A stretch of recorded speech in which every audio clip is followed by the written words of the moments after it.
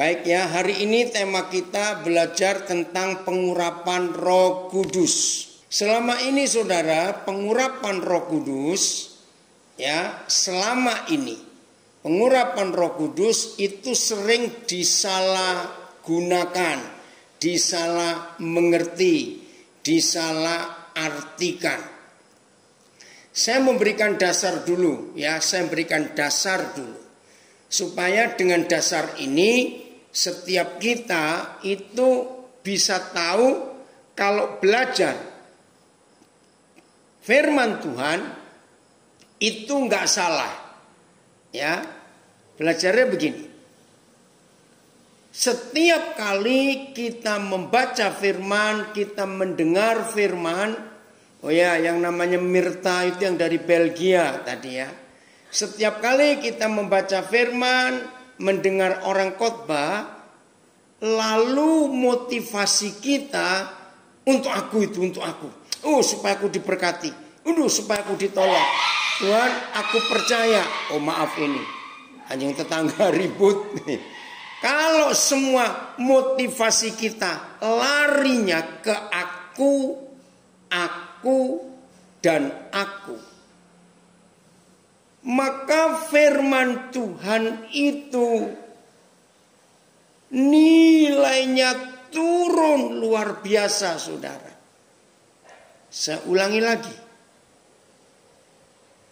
Selama kita belajar firman, mendengar firman, membaca firman, lalu larinya supaya aku diberkati, supaya Tuhan tolong aku, supaya aku sembuh, ya, supaya aku begini. Maka firman Tuhan yang begitu mulia, begitu kudus, begitu luar biasa, nilai itu turun, termasuk tentang pengurapan.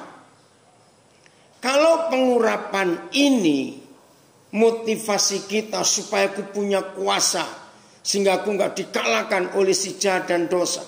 Oh, supaya aku begini, supaya aku begitu. Dapat pengurapan ini. Maka saudara, firman Tuhan yang begitu mulia, begitu tinggi, jadi turun nilainya. Saudara lihat, yang belum tahu lebih baik nggak usah tahu, nggak apa-apa. Tapi yang sudah tahu dan bertanya-tanya, ini jawabannya. Begini, saudara lihat di Indonesia ada 2 akun di Instagram yang sangat jelek. Akun yang pertama, gereja palsu. Itu masih eksis sampai hari ini. Bahkan tadi sore saya melihat masih ada berita-berita.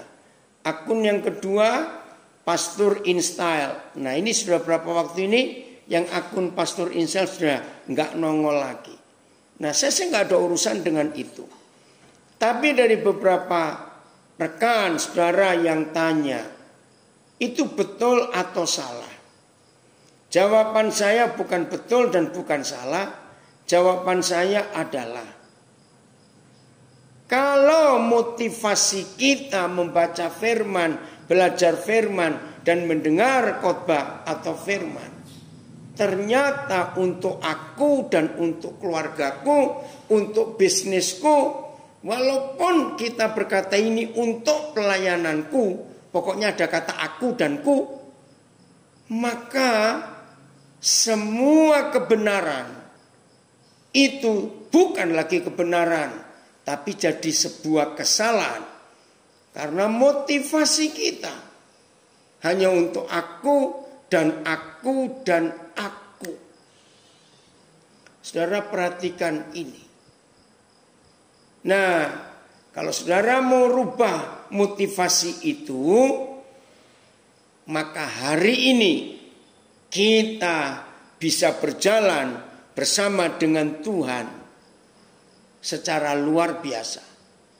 Karena selama motivasinya bukan untuk aku diberkati, supaya aku tuh kaya, aku ini sukses, aku ini begini, aku ini begitu, selama itu masih ada di hidup kita, maka perjalanan kita bersama dengan Tuhan nggak akan pernah nyampe kepada tujuan. Bahkan selama aku dan ku itu masih menonjol di hidup kita, justru sebenarnya kita tidak akan pernah bisa berjalan bersama dengan Tuhan. Kenapa begitu? Karena arahnya beda. Tuhan dalam perjalanannya tidak mikir tentang dirinya sendiri. Tolong dicatat. Tuhan selama hidupnya, mana dia mikir tentang dirinya sendiri. Bahkan Tuhan kita sampai mau mati, menyerahkan nyawanya. Nah, itulah bukti bahwa perjalanan hidupnya selalu mikirkan orang lain. Nggak mikir dirinya sendiri. Maka itu kalau ada di antara kita baca firman, belajar firman, mendengar khotbah firman Tuhan, tapi dengan motivasi, wih aku diberkati ini. Oh terima kasih Tuhan, firman itu luar biasa. Untuk aku. Maka sampai kapanpun juga orang seperti itu tidak akan pernah bisa berjalan bersama dengan Tuhan. Tidak akan pernah bisa. Jadi kita harus tahu motivasinya. Nah, saya harap mulai hari ini setiap saudara yang mau belajar firman Tuhan mulai hari ini catat. Bukan untuk aku. Lalu untuk siapa? Nah, ini pertanyaannya. Ingat, apapun juga yang Tuhan kerjakan di hidup kita selalu untuk memuliakan namanya dan untuk menyelamatkan orang lain. Saya ulangi, motivasi ini harus ada dalam kehidupan kita. Apapun yang Tuhan kerjakan di hidup kita, untuk hidup kita, selalu tujuannya supaya nama Tuhan dipermuliakan dan orang lain diselamatkan. Catat itu baik-baik. Maka kalau motivasi itu ada di hidup kita, mulai hari ini dan seterusnya, dan sampai kita jumpa muka dengan Tuhan, artinya kita dipanggil pulang ke surga. Berarti, tolong dicatat, berarti saudara dan saya tidak akan salah. Perjalanan kita pasti akan lancar. Nah, sama seperti belajar tentang pengurapan ini.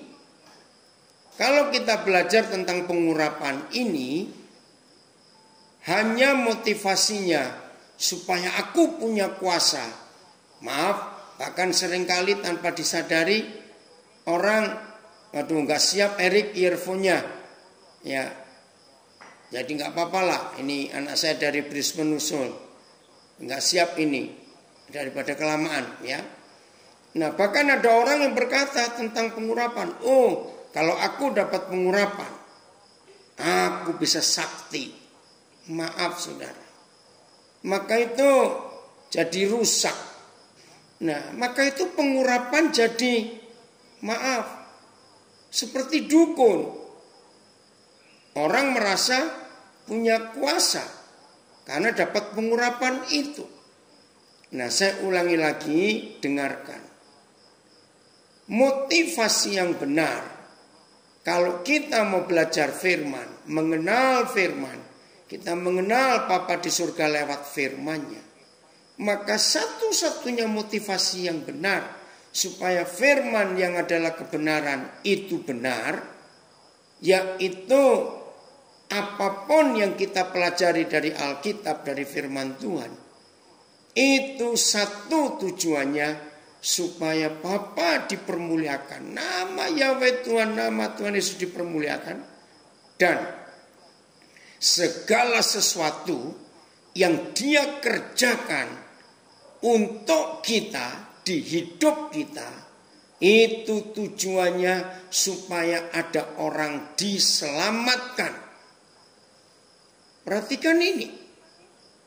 Nah, jadi semua firman, semua pelajaran, semua khotbah yang kita dengar, itu kalau motivasi kita hanya supaya Tuhan dipermuliakan dan ada orang lain diselamatkan, percayalah saudara, kebenaran itu adalah kebenaran.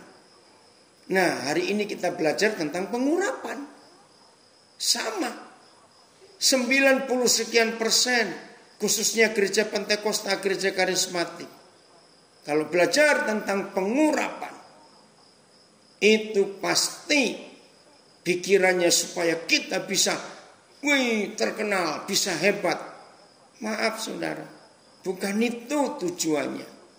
Tapi tujuannya adalah dengan pengurapan itu supaya Tuhan dipermuliakan dan banyak orang atau ada orang yang diselamatkan. Nah, mari kita lihat satu-satunya ayat, cuma satu. Satu-satunya ayat di Perjanjian Baru yang menjelaskan pengurapan itu apa? Cuma satu ayat. Mari kita buka 1 Yohanes 2 ayat 27.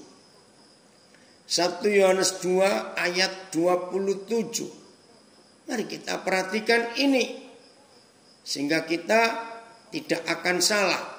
Jadi yang baru gabung di Facebook dan Instagram, kenapa saya pakai handphone? Karena yang di Zoom ada gangguan. Jadi saya ini sedang bicara lewat telepon dengan Zoom di suara kita. Jadi yang baru gabung di IG dan Facebook, jangan tanya-tanya kenapa ini saya pakai handphone ini. Oke, lihat ini. 1 Yohanes 2 ayat 27. Sebab di dalam diri kamu tetap ada pengurapan yang telah kamu terima daripadanya. Karena itu tidak perlu kamu diajar oleh orang lain, tetapi sebagaimana pengurapannya mengajar kamu tentang segala sesuatu, dan pengajarannya itu benar, tidak dusta, dan sebagaimana ia dahulu telah mengajar kamu, demikianlah hendaknya kamu tetap tinggal di dalam dia. Saya langsung baca 3 terjemahan yang lain. AYT. Namun urapan yang sudah kamu terima dari dia tetap tinggal di dalammu, dan kamu tidak memerlukan orang lain untuk mengajarmu. Akan tetapi karena pengurapannya itu mengajari kamu tentang segala sesuatu, dan hal itu adalah benar, bukan dusta, sebagaimana dia telah mengajari kamu, tetaplah tinggal di dalam dia. BIS. Tetapi mengenai kalian sendiri, Kristus. Nah, pengurapan itu adalah Kristus. Tuhan Yesus itu disebut Mesias yang diurapi. Jadi terjemahan dalam bahasa Indonesia sehari-hari menggunakan kata Kristus. Tetapi mengenai kalian sendiri, Kristus telah mencurahkan rohnya padamu. Dan selama rohnya ada padamu, itulah pengurapan itu maksudnya. Tidak perlu ada orang lain mengajar kalian. Sebab rohnya mengajar kalian tentang segala sesuatu. Dan apa yang diajarkannya, apa yang diajarkannya itu benar, bukan dusta. Sebab itu hendaklah kalian taat kepada apa yang diajarkan oleh roh itu. Dan hendaklah kalian tetap hidup bersatu dengan Kristus. Nah, saudara, ini dia. Shirley, udahlah, enggak usah komen dulu tentang pakai Bluetooth segala macam karena ini mendadak. Maaf ya, tolong saudara enggak usah komen. Saya jadi bingung kalau saudara komen. Ya, maksud saudara baik supaya saya bisa enak. Tapi ini mendadak, saya enggak siap. Oke ya, saya lanjutkan dulu. Ya. Jadi saudara, dari semua ayat yang kita baca tentang pengurapan ini, tolong dicatat. Saya ulangi lagi. Tolong dicatat. Pengurapan itu adalah pengajaran. Saya ulangi, pengurapan itu adalah pengajaran. Nah, maafkan saya harus bicara ini dengan tegas. Selama ini orang-orang Pentakosta dan karismatik sangat ngawur dan sangat salah. Karena tiap kali kita mendengar kata pengurapan yang muncul di benak kita, orang itu hebat, bisa merebahkan orang, bisa menjatuhkan orang. Urapannya kuat orang itu, sehingga orang itu mendapat kekuatan untuk menyembuhkan orang sakit. Saudara, bukan begitu. Maaf. Saya percaya cukup banyak saudara yang mendengar pelajaran ini sekarang pasti tersentak dan kaget. Maka itu perhatikan. Baca dari beberapa terjemahan ini. Sungguh luar biasa. Bahwa pengurapan itu adalah pengajaran. Saya ulangi. Pengurapan itu adalah pengajaran. Bukan kuasa-kuasa yang lain. Tolong diubah konsep kita selama ini. Yang menganggap pengurapan itu, kuasanya luar biasa orang itu. Tidak. Pengajaran. Dari semua yang kita baca terjemahnya, pengajaran. Bahkan di ayat yang pendek ini, kita menemukan ada 4 kali kata pengajaran atau mengajar. Coba kita hitung. Saya baca terjemahan baru. Sebab di dalam diri kamu tetap ada pengurapan yang telah kamu terima daripadanya. Karena itu tidak perlu kamu diajar, 1, oleh orang lain. Tetapi sebagaimana pengurapannya mengajar kamu, 2, tentang segala sesuatu. Dan pengajarannya itu benar. 3, tidak dusta. Dan sebagaimana ia dahulu telah mengajar kamu, demikian landaknya kamu tetap tinggal di dalam dia. Nah, maaf, yang masih kekeh, yang masih ngotot bahwa pengurapan itu adalah kuasa yang dahsyat untuk merebahkan orang, membuat orang itu geblak atau menjatuhkan orang, membuat mujizat ini. Hari ini saudara berubah konsep itu. Pengurapan itu adalah pengajaran. Dan pengajaran itu firman. Sayang waktu. Saya lihat terjemahan yang lain. Hitung. Juga sama. Pengajaran. Itu dia. Jangan bilang kuasa ini kuasa itu. Nah terus ada 2 kata yang penting lagi. Kata tetap. Ya, kata tetap ini penting. Sebab di dalam diri kamu tetap ada pengurapan. Maaf. Kalau saudara mau berubah, engkau diberkati. Tapi kalau saudara tidak mau berubah, saudara akan tetap salah selama-lamanya. Dalam hal apa saya berkata, mau berubah atau tidak? Maaf. Tidak sedikit hamba-hamba Tuhan Pentakosta karismatik mempunyai konsep pengurapan itu berulang-ulang. Tidak. Ini firmannya. Pengurapan itu sekali dan tetap di dalam kita. Nggak perlu berulang-ulang. Maka itu hamba-hamba Tuhan, saya harus bicara ini. Yang masih punya konsep supaya kelihatan sakti, kelihatan hebat. Tidak sedikit gereja-gereja itu membuat iklan begini. Setelah khotbah ada doa pengurapan. Para baca bukan? Puji Tuhan. Dengan datangnya COVID-19 semua itu bubar. Maaf saya berkata ini. Jadi pengurapan itu ya harus ditekankan kepada pengajaran, bukan kuasa, ya, bukan apa-apa. Maka itu saya katakan, kita belajar. Bagi yang belum tahu supaya tahu. Kalau tahu salah dan kita dengarkan ini, secara tenang dulu. Ini luar biasa. Kata tetap yang kedua, sebagai bagian yang terakhir, dan sebagaimana ia dahulu telah mengajar kamu, demikianlah hendaknya kamu tetap tinggal di dalam Dia. Nah, ini konsepnya. Jadi sekali Roh Kudus bekerja dalam hidup kita, maka seterusnya Dia bekerja di dalam kita, asal kita taat. Lagi sekali, asal kita taat. Saudara, saya lahir dari gereja Pantekosta. Tahun 72 saya mengenal karismatik. Dan sampai hari ini saya tetap ada di situ.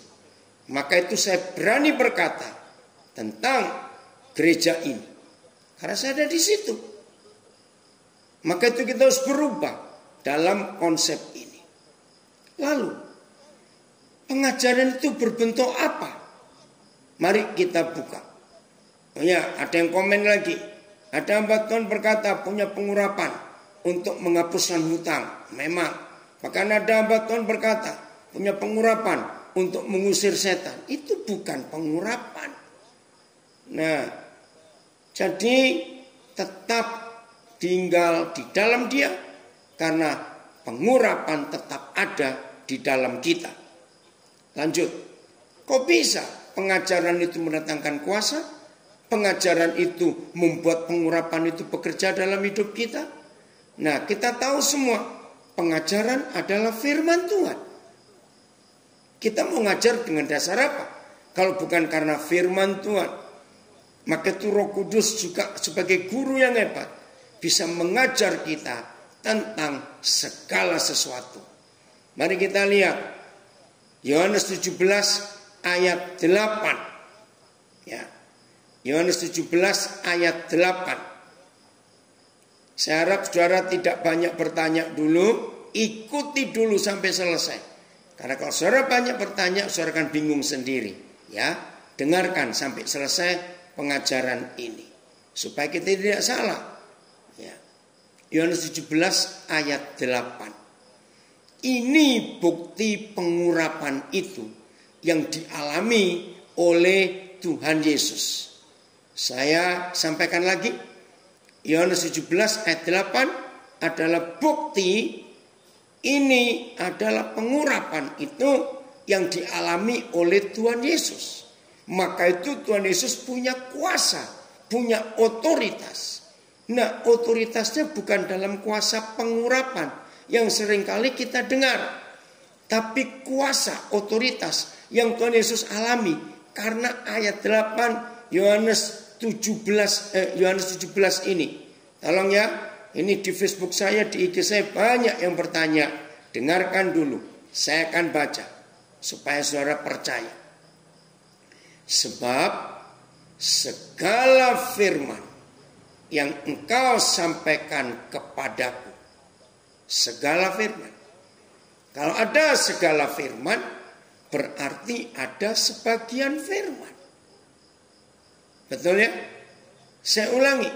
Sebab segala firman yang engkau sampaikan kepadaku, terjemahan ayat, sebab aku telah memberikan kepada mereka firman yang engkau berikan kepadaku. Pakai terjemahan itu.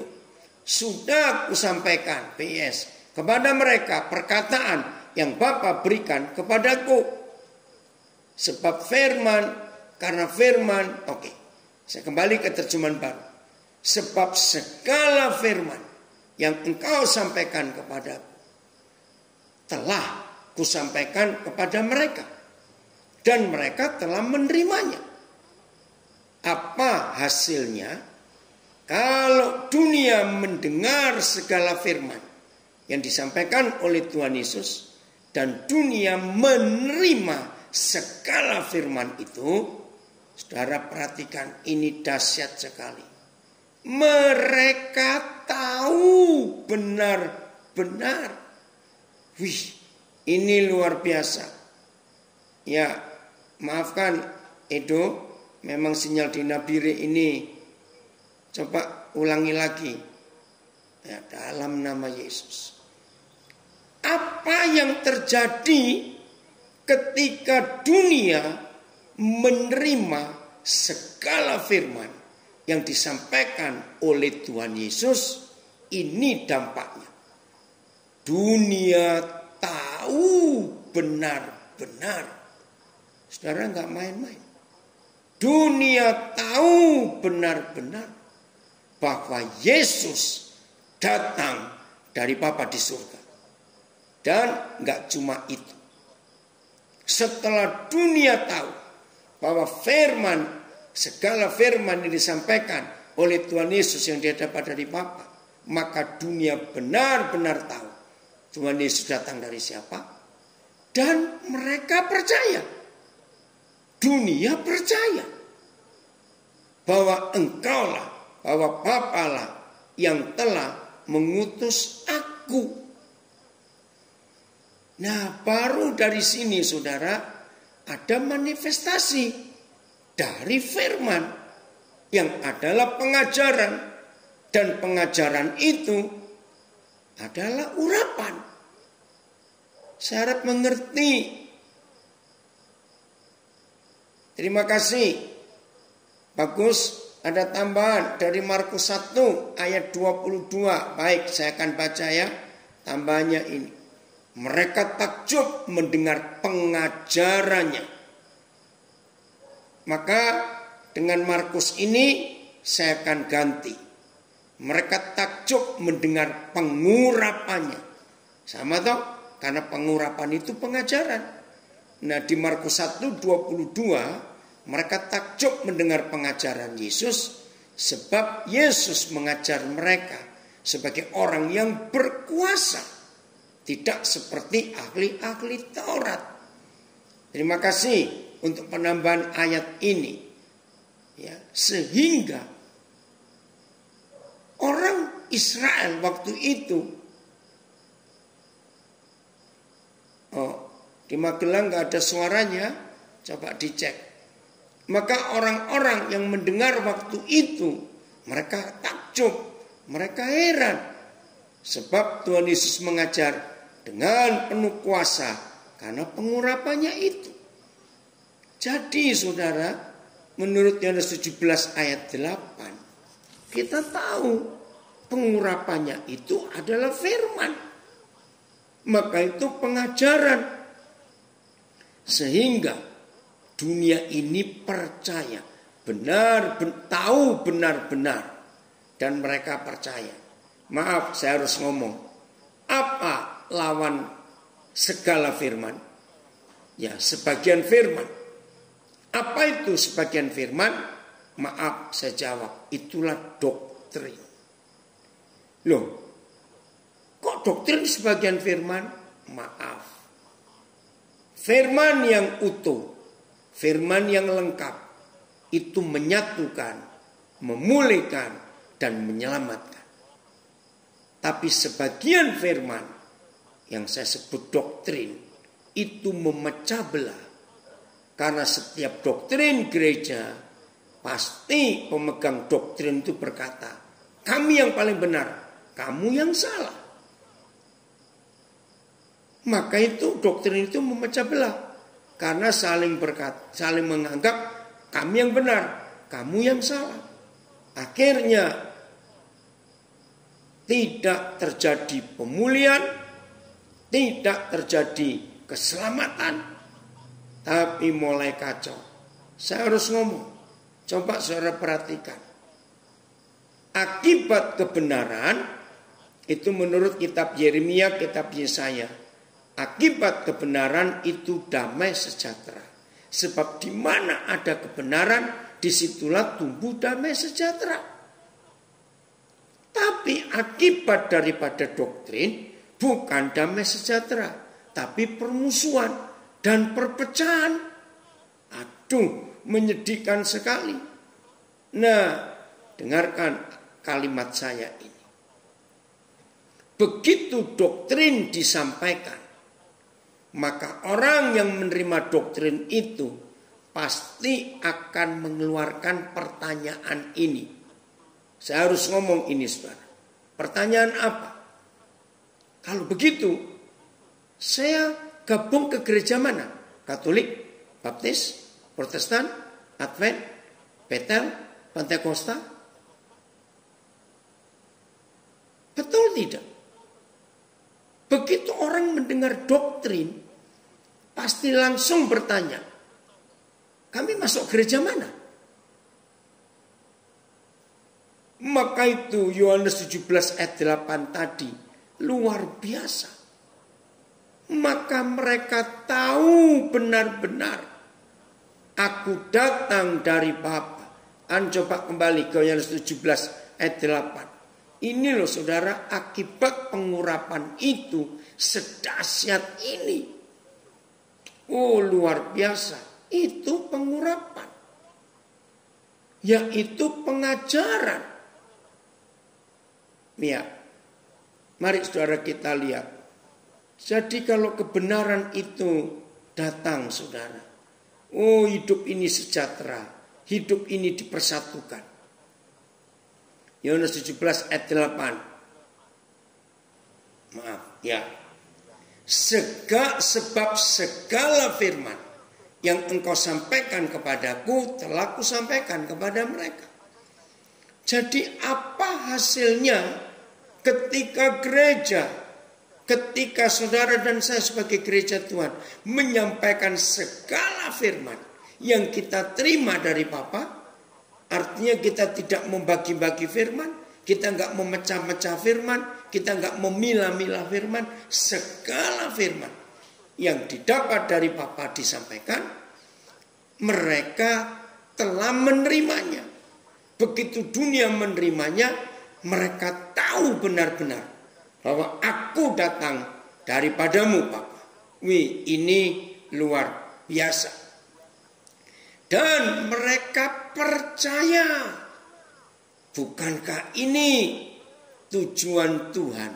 Mereka percaya bahwa engkaulah Bapa di surga yang telah mengutus Yesus. Ini luar biasa saudara. Jadi untuk hidup ini mengerti pengurapan, maka tidak ada lain pengajaran harus kita terima secara mutlak, secara lengkap, secara utuh, yaitu firman. Pengajaran ini. Nah, kembali ke 1 Yohanes 2 ayat 27. Sampai hari ini cukup banyak perdebatan yang belum selesai dengan 1 Yohanes 2 ayat 27. Saya akan coba menguraikan per kalimat. Ya. Kalimat yang ini, oke saya baca lengkap dulu. Sebab di dalam diri kamu tetap ada pengurapan yang telah kamu terima daripadanya. Puji Tuhan. Ya. Karena itu, saudara, kalimat ini yang masih jadi perdebatan sampai hari ini, baik di antara teolog-teolog, baik di dalam gereja, baik di antara semua murid-murid Tuhan Yesus. Karena apa? Kesannya kalau kita tidak mengerti artinya kita jadi sombong. Lihat ini. Karena itu tidak perlu kamu diajar oleh orang lain. Nah, kan sombong. AYT.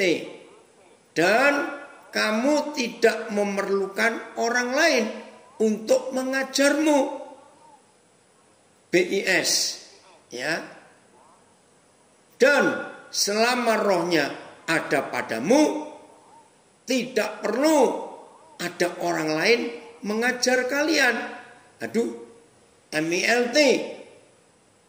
Dan kamu tidak mempunyai kebutuhan agar seseorang dapat mengajari kamu. Wih, luar biasa. Sebaliknya saya masih baca MELT. Maaf, ya suaranya gema ya. Oke, saudara bisa pindah aja ke Facebook. Tuhan ampuni kami. Ini sinyalnya ini. Oke, MELT saya baca lagi. Sebagaimana urapan yang sama. Ya.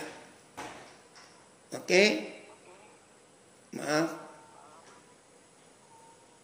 Ya. Sebagaimana pengurapan. Mana tadi?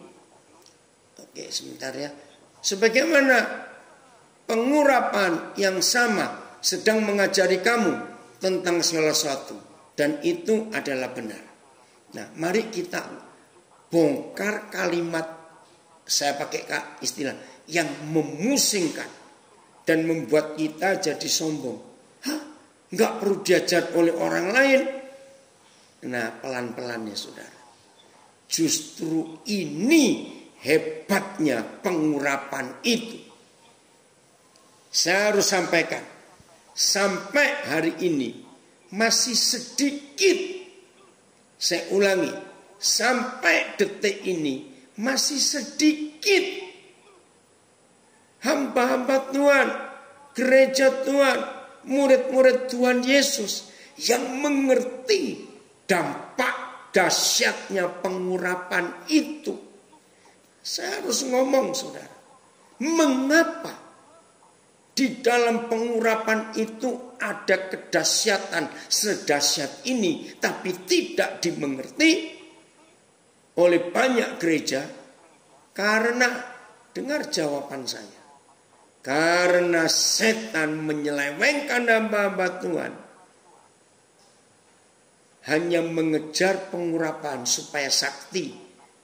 Wih, kalau mendoakan orang langsung geblak, jatuh, roboh. Oh, dengan mengipaskan jasnya saja orang pada jatuh. Hanya meniup lewat mikrofon orang pada jatuh. Maaf.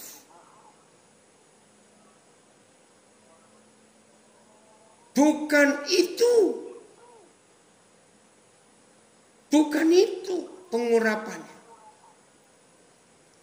Pengurapan itu pengajaran dari kuasa firman.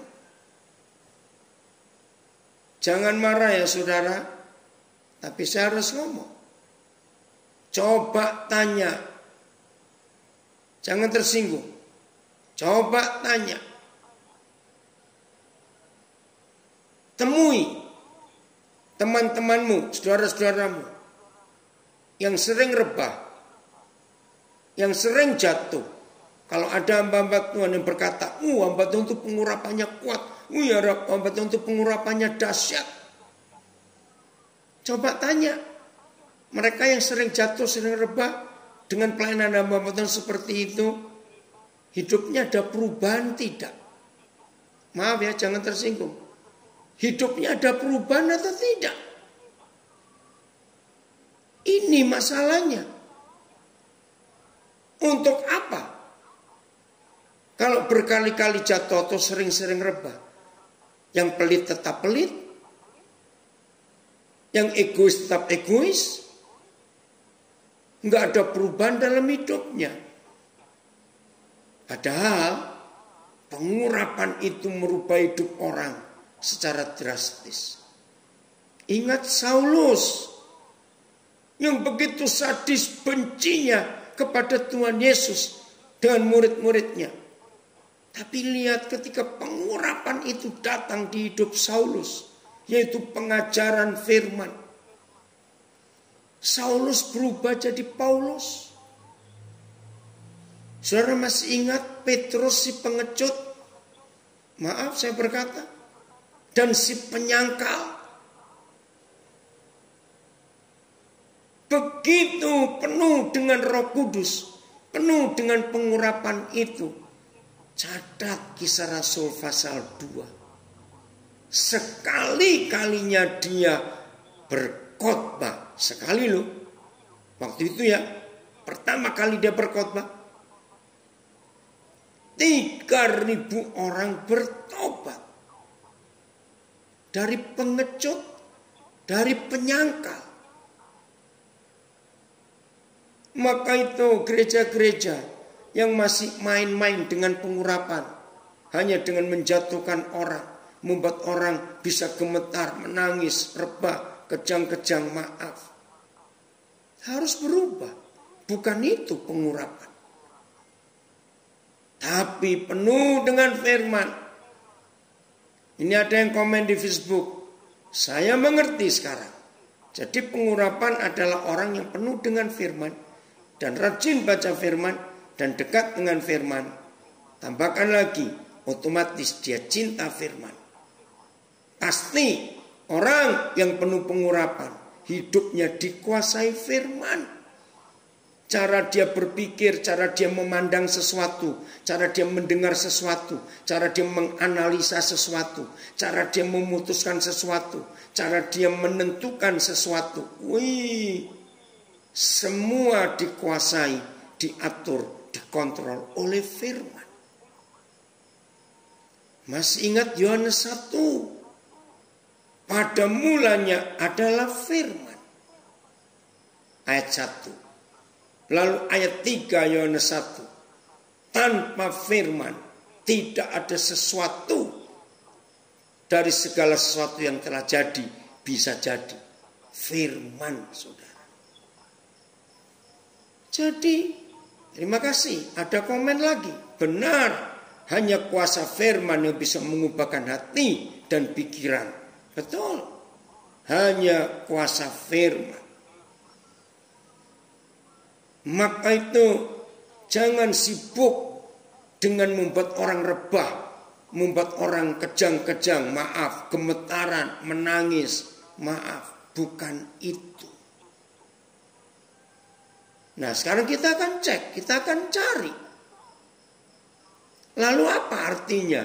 Kalau pengurapan itu tetap ada di hidup saudara dan pengurapan itu tetap ada di hidup saya, berarti semua kita tidak perlu diajar oleh orang lain.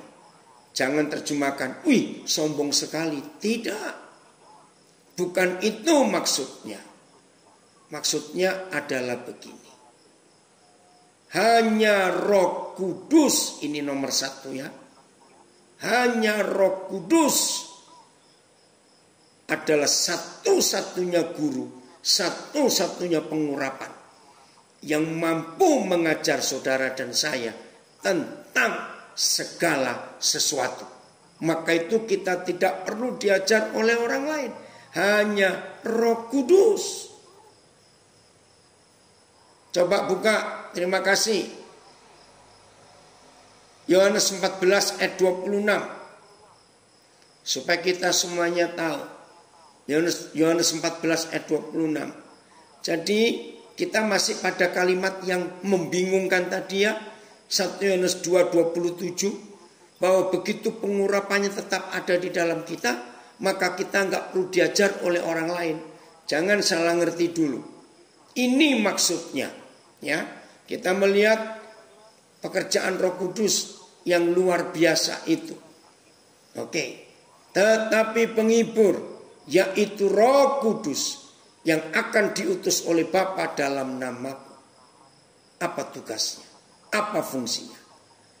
Dialah yang akan mengajarkan segala sesuatu kepadamu dan akan mengingatkan kamu akan semua yang telah kukatakan kepadamu.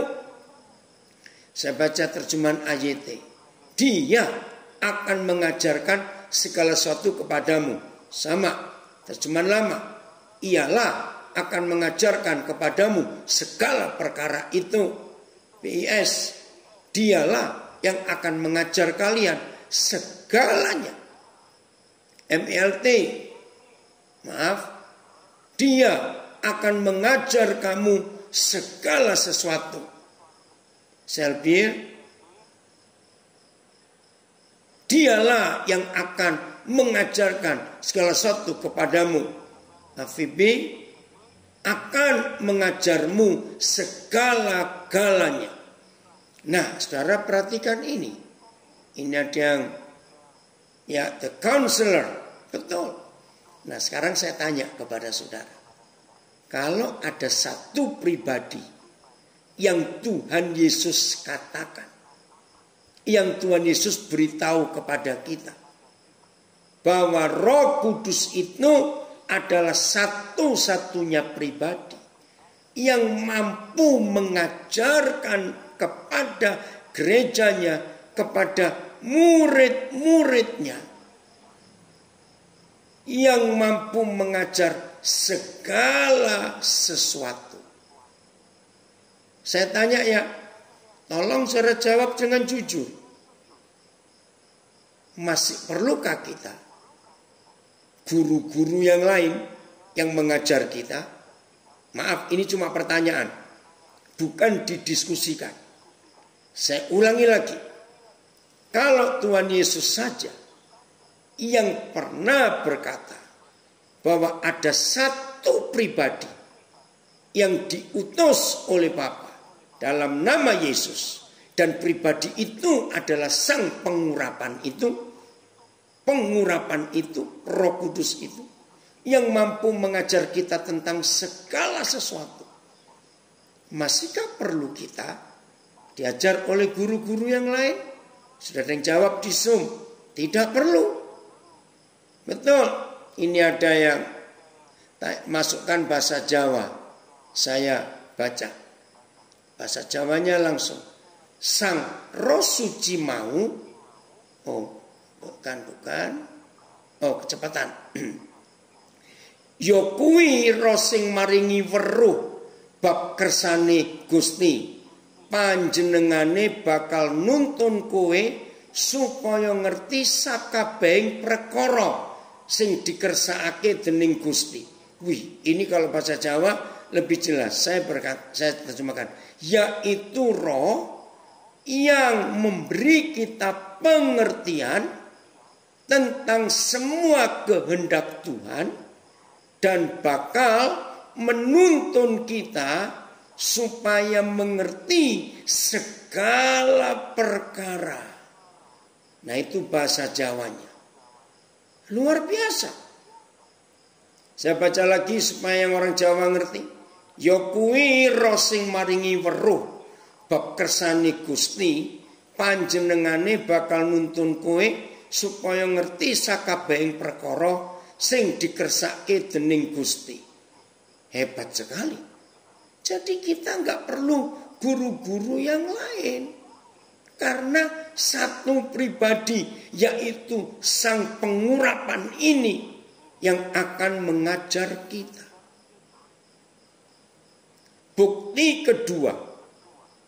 Nah, kalau Roh Kudus itu bisa mengajar kita tentang segala perkara, semua hal, berarti Roh Kudus tidak hanya ngerti hal-hal rohani, Alkitab, tidak. Roh Kudus itu ngerti semua dan semua, termasuk ilmu pengetahuan, termasuk apa saja. Tolong ya, jadi pengurapan mulai hari ini menyadarkan kita, bukan cuma buat orang merinding, buat orang rebah, buat orang jatuh, maaf. Bukan cuma membuat orang bisa gemetar, maaf saudara. Tapi pengajarannya itu, yaitu kuasa firman yang bisa merubah hidup orang. Oke, jadi kita percaya sekarang Roh Kudus itu guru yang tidak hanya mengerti tentang hal-hal rohani, firman Tuhan, tidak, tapi segala sesuatu. Nah, hal kedua, masa sih kita nggak perlu diajar oleh orang lain? Nah, dengarkan penjelasan saya, dan tolong ini juga pertanyaan, saudara bisa jawab. Pertanyaan saya begini. Inventor, pernah ngerti kata inventor? Penemu-penemu. Ya, orang pasti menyebut kalau kata inventor pasti Thomas Alva Edison. Betul. Tapi ada banyak penemu. Di Indonesia pun ada beberapa. Ya, saya masih ingat penemu 3G, 3G untuk saluran telepon itu orang Kediri. Namanya Muhammad Saifullah. Dia menemukan itu di Melbourne. Saya lupa tahun 90 berapa. Tapi waktu itu Australia bilang gak mungkin. Nah saudara, akhirnya dia diterima di Jepang. Nah di Jepanglah 3G itu pertama dipublikasikan. Ternyata sekarang sudah 5G, 5G. Sudah masuk lagi yang sudah 6G. Nggak tahu sampai kapan. Itu salah satu. Nah kalau saudara pernah dengar nama Sehat Sutarja. Itu orang Jakarta. Tapi warga negara Amerika. Dia penemu chip. Orang pertama di dunia yang menemukan chip. Dan dengan penemuan chip itu, maka komputer nggak segede-gede gajah. Jadi kecil, jadi lebih praktis. Itu orang Indonesia. Banyak lagi. Nah, tolong jawab pertanyaan saya. Para penemu. Ya, para penemu. Oke, saya sebut satu. Saya pernah dengar pesawat Fokker. Ya, itu orang Belanda. Tapi dia itu kelahiran Blitar. Papa mamanya adalah orang Belanda karena pernah tugas di Blitar. Nah, ternyata Fokker ini penemu pesawat Fokker itu kelahiran Blitar. Ya, walaupun dia orang Belanda. Nah, saya tanya, tolong jawab.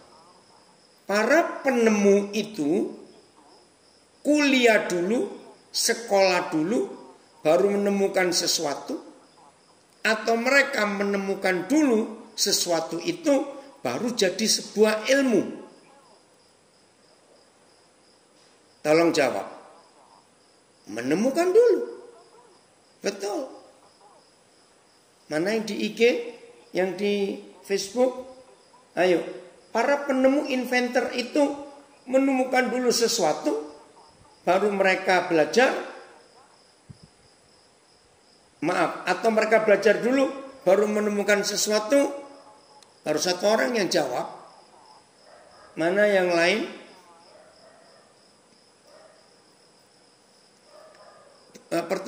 Kristo pertanyaannya, belajar dulu atau baru menemukan sesuatu, atau menemukan sesuatu dulu baru ada ilmunya? Iya, menemukan dulu. Nah begini, betul, menemukan dulu sesuatu, hebat sekali. Jadi mereka itu tidak belajar dari siapa-siapa, tapi mereka diberitahu Roh Kudus, walaupun mereka bukan murid Tuhan Yesus, karena Roh Kudus itu bekerja untuk semuanya. Nah, ada yang jawab belajar dulu. Tidak, ini di Facebook. Coba renungkan. Mereka itu belajar dari Roh Kudus. Baru menemukan sesuatu setelah mereka temukan teori-teori itu atau penemuan itu, baru mereka penemuannya jadi ilmu yang dipelajari orang. Nah, di Facebook ada dua yang jawab belajar dulu. Bukan. Mereka menemukan sesuatu baru jadi ilmu. Contoh paling gampang. Kita yang pernah belajar fisika, ya, belajar dulu namanya ilmu alam, ya. Pasti kita pernah mengenal nama Archimedes. Dia menemukan dulu suatu penemuannya. Maka jadi ilmu yang dipelajari banyak orang sampai hari ini. Nah, berarti mereka menggenapi enggak? 1 Yohanes 2 ayat 27. Mereka itu tidak perlu belajar dari siapapun juga. Wah, itu luar biasa. Mereka tidak perlu belajar dari siapapun juga. Karena mereka penemu pertama. Baru mereka, ilmu mereka, penemuan mereka jadi ilmu yang dipelajari oleh manusia sampai hari ini. Maka 1 Yohanes 2:27 terbukti dengan dua hal. Satu, Roh Kudus itu guru yang hebat. Itulah pengurapan. Yang mana kita nggak perlu diajar oleh orang lain. Bukan berarti kita nggak boleh belajar dengan lain, boleh. Contoh sampai hari ini saya sering dan masih terus belajar. Baik dari buku-buku yang saya baca. Baik dari rekan-rekan, dari anak-anak saya terus belajar. Jadi nggak boleh sombong. Tapi tetap di atas semuanya itu induknya, intinya yang paling atas tetap dari Roh Kudus. Yang kedua, bukti para penemu. Mereka tidak belajar dulu baru menemukan sesuatu. Tapi menemukan dulu sesuatu dari Roh Kudus, idenya muncul, maka Tuhan memberikan hikmat, keluarlah sebuah teori. Dan itu luar biasa. Saudara, kalau saudara klik, ya cari data dari perusahaan penerbangan Airbus, memang selama pandemik ini semua jadi kacau. Nah, kalau saudara membuka websitenya Airbus, perusahaan penerbangan gabungan Amerika dengan Perancis itu, saudara akan kagum. Di website perusahaan itu ada satu-satunya nama orang Indonesia yang memiliki 4 hak paten penemuannya atas namanya sendiri. Orang itu namanya Iwan Pangalila, kelahiran Surabaya. Dan ayah kandungnya namanya diabadikan jadi pusat pendidikan angkatan laut di Bumi Moro di Surabaya. Nama Kolonel Pangalila itu. Nah, saya kenal baik dengan dia. Dia menemukan sesuatu yang membuat perusahaan Airbus kagum. Ada orang Indonesia. Nah, itu penemu, dia belajar dari siapa? Roh Kudus yang memberikan dia hikmat itu. Hebat sekali. Maka itu saudara, sejak saya diberi mengerti secara jelas 1 Yohanes 2 ayat 27, ya, maaf saya harus ngomong ini. Maka sejak hari itu sampai hari ini saya melihat Alkitab itu tidak bisa lagi 100% hanya untuk hal-hal rohani, tidak bisa lagi. Maka itu bagi beberapa saudara yang baru kenal saya, cara saya ngajar, kenapa beda? Ya karena Roh Kudus itu pengurapan yang mengurapi saya untuk mengajar. Dan pengajarannya adalah benar, tidak dusta. Saya ulangi lagi, sejak Roh Kudus menyadarkan saya hebatnya 1 Yohanes 2:27, maka sejak hari itu kira-kira akhir tahun 70-an saudara, sampai hari ini, saya kalau melihat Alkitab enggak bisa lagi 100% rohani, tidak bisa. Langsung pengurapan itu membukakan saya hal-hal yang luar biasa. Bukan tinggal di Alabama, ya. Iwan Pangalila, ya, tinggal di Alabama di Amerika. Oke, saya ingin kembali ke 1 Yohanes 2:27. Mari kita melihat ini untuk lebih memantapkan kita betapa kita penting. Sebab di dalam diri kamu tetap ada pengurapan yang telah kamu terima daripadanya. Jadi tolong dicatat, pengurapan sekali untuk selama-lamanya, enggak bolak-balik. Maaf.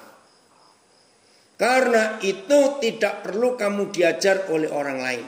Sudah kita bahas. Tetapi sebagaimana pengurapannya mengajar kamu tentang segala sesuatu. Jelas ya? Saya ulangi. Tetapi sebagaimana pengurapannya mengajar saudara dan saya, mengajar apa? Tentang segala sesuatu. Ya sudah. Berarti nggak cuma masalah rohaniah saja. Maka itu mulai hari ini kalau saudara terima pengurapan yang sama dari Roh Kudus yang satu, maka saudara mulai hari ini melihat Alkitab itu nggak cuma untuk hal rohani saja. Tidak. Saya ulangi. Tetapi sebagaimana pengurapannya mengajar kamu tentang segala sesuatu. Pengurapan itu mengajar. Dan pengajaran itu firman. Dan karena firman itu maka kuasa bekerja. Orang sembuh. Orang mati bangkit. Nah itu baru. Jadi bukan kuasa tanpa pengajaran. Bahaya sekali. Ya. Dan pengajarannya itu benar. Tidak dusta. Maka itu saudara, bergurulah pada Roh Kudus. Enggak ada dusta. Yang ada hanya kebenaran. Terus. Dan sebagaimana ia dahulu mengajar kamu. Saya suka kalimat ini. Ngerti enggak maksudnya? Kalau Tuhan berkata, sebagaimana dahulu pengurapan itu telah, bukan akan. Sebagaimana dahulu telah pengurapan itu telah mengajar kamu. Demikianlah hendaknya Papa minta saudara dan saya tetap tinggal di dalam pengurapan itu. Saya suka penulisan ayat 27 1 Yohanes 2. Begini, saudara perhatikan. Kalimat pertama, sebab di dalam diri kamu tetap ada pengurapan. Kalimat terakhir, hendaknya kamu tetap tinggal di dalam pengurapan. Seru nggak melihat ayat ini? Diawali tetap pengurapannya tetap ada di dalam diri kita. Dan ditutup dengan kita tetap tinggal di dalam pengurapan itu. Wah, luar biasa. Betul Senta, Roh Kudus itu guru dari semua ilmu apapun. Sungguh. Maka itu kalau Senta lihat Papa sering ngajar, maaf Senta pun sering dengar berapa pengajar. Kenapa beda? Saudara, karena Roh Kudus itu saya beri kesempatan sebebas-bebasnya untuk mengajari saya hal-hal yang saya belum tahu. Bagian terakhir, tolong supaya yang bertanya dari awal mulai belajar tadi, saya harap tidak keluar dan tetap ada. Begini saudara. Ini dahsyat sekali. Kalau Roh Kudus itu bekerja dan pekerjaannya mengajarkan kita tentang segala sesuatu, maka hanya ada satu motivasi. Orang belajar itu hanya punya satu prinsip. Tolong dicatat. Orang belajar itu hanya punya satu prinsip. Apa itu? Tidak mau belajar yang sudah diketahui di tahun-tahun yang lalu. Contoh, kalau saudara sudah sarjana S1 lulus, mungkin nggak saudara pengen belajar pelajaran SMP, pelajaran SMA? Mungkin ada 1-2 orang hanya ingin ngingat ngulang. Aku masih ingat ya pelajaran itu. Tapi kan gak penting. Betul? Nah, kegagalan gereja terhadap pengurapan karena gereja tidak mau diajar hal-hal yang baru oleh pengurapan itu. Maka itu ketika ada hal yang baru, apalagi gak cocok dengan doktrinnya, langsung stempelnya sesat. Betul tidak? Dan itu terjadi. Maka itu gereja-gereja itu tidak mengalami pembaruan. Karena tidak mau belajar. Tuhan Yesus memberkati kita semuanya.